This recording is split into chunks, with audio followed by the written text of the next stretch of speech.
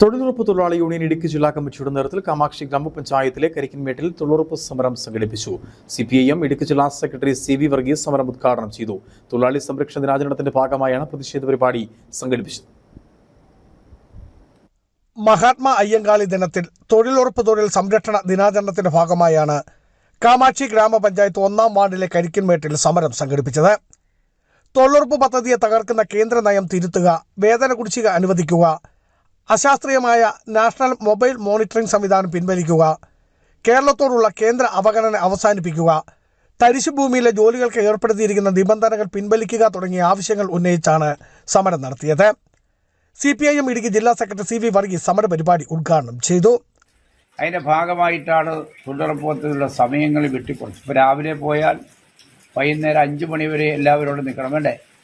ഇടയ്ക്ക് പോകാൻ പറ്റില്ല, 4 മണി വരെ പണി തീർത്താൽ അവർക്ക് വീട്ടിലേക്ക് പോകാൻ കഴിയാത്ത സ്ഥിതിയിലേക്ക് കാര്യങ്ങൾ എന്ന് പറഞ്ഞാൽ ഈ ജോലി ചെയ്യാതിരിക്കുന്നതിന് വേണ്ടി എങ്ങനെയാണോ തകർക്കുക. NREG workers union Idukki area secretary MK Aneesh അധ്യക്ഷനായിരുന്നു.